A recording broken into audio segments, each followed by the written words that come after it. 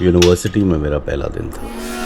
अजीब बात यह थी कि मॉनसून के मौसम में उस दिन बारिश नहीं हो रही थी, फिर भी हवा भारी थी, जैसे आसमान नहीं ज़मीन पसीना बहा रही है। मेरा नाम गौरव है, नया एडमिशन, पहला साल और शायद ज़िंदगी की सबसे बड़ी गलती।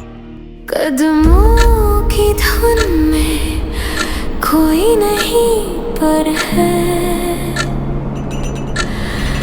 रातों की गहराई तुझसे कुछ कहती है।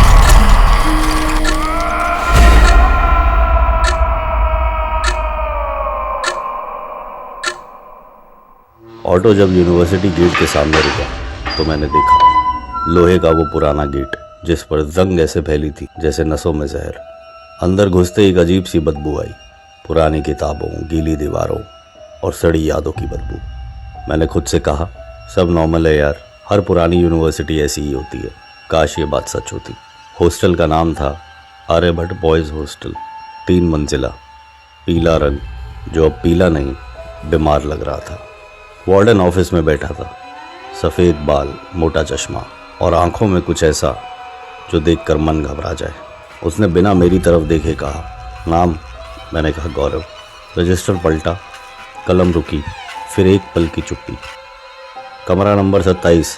मैंने चाबी ली और उसी पल मुझे महसूस हुआ चाबी बहुत ठंडी थी, इतनी ठंडी जैसे कि किसी फ्रिज से निकाली है। तीसरी मंजिल की सीढ़ियाँ चढ़ते वक्त हर स्टॉप पर ऐसे लगा जैसे कोई पीछे चल रहा हो। मैं मुड़ा, कोई नहीं।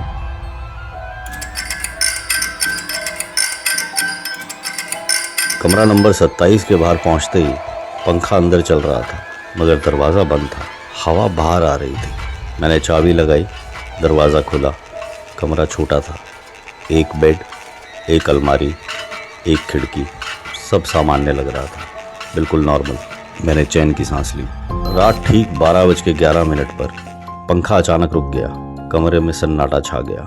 मुझे लगा शायद लाइट चली गई है। फिर किसी ने बहुत धीरे से कहा, नया है तू? मेरे रोंगटे खड़े हो गए।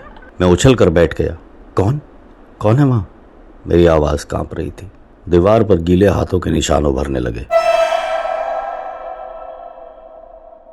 जैसे कोई अंदर से दीवार को दबा रहा हो। अलमारी के अंदर से कुछ आवाज़ आने लगी।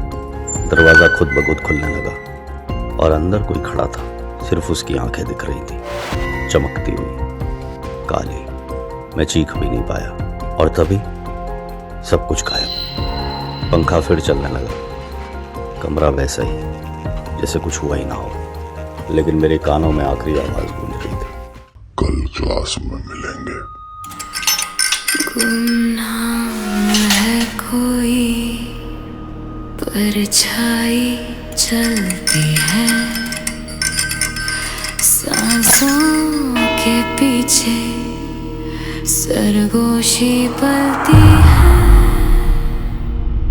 कदमों की धुन में कोई नहीं पर है,